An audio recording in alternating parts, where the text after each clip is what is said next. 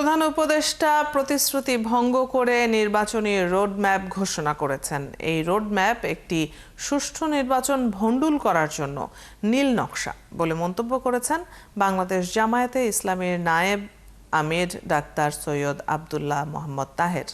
শুক্রবার সকালে Comilla central medical college মিলনায়তনে দলের কালীবাজার ইউনিয়নের দলীয় দায়িত্বশীল সমাবেশে প্রধান অতিথির বক্তৃতায় একথা বলেন তিনি। আরও বলেন, চূড়ান্ত সংস্কারের সিদ্ধান্তে পৌঁছার আগেই প্রধান উপদেষ্টা নির্বাচনের তারিখ ঘোষণা করেছেন, অথচ ফ্যাসিবাদের বিচার এখনও দৃশ্যমান হয়নি।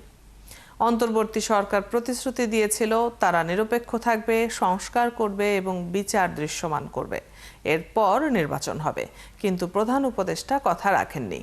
ফেব্রুয়ারিতে নির্বাচন নিয়ে জামায়াতের কোনো আপত্তি নেই, কিন্তু একটি সুষ্ঠু অবাধ নির্বাচনের জন্য কিছু বিষয় সুরাহা হওয়া খুবই জরুরি ছিল। চৌদ্দগ্রাম উপজেলা জামায়াতে আমির মাহফুজুর রহমানের সভাপতিত্বে এ সময় বক্তৃতা করেন জামায়াতের কেন্দ্রীয় মজলিসে শুরা সদস্য আব্দুস সাত্তার, কুমিল্লা দক্ষিণ জেলা জামায়াতের আমির মোহাম্মদ শাহজাহান অ্যাডভোকেট এবং কুমিল্লা মহানগরী জামায়াতের সেক্রেটারি মাহবুবুর রহমান।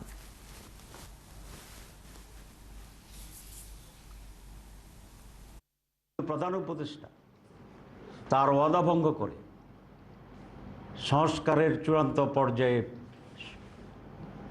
সিদ্ধান্তে পৌঁছার আগেই নির্বাচনের তারিখ ঘোষণা করছে এবং বিচারও এখনো দৃশ্যমান হয়। এর মাঝে উনি মনে হয় কোনো শক্তির কাছে মাথা নত করে প্রভাবিত হয়ে আবার একটি পরিকল্পিত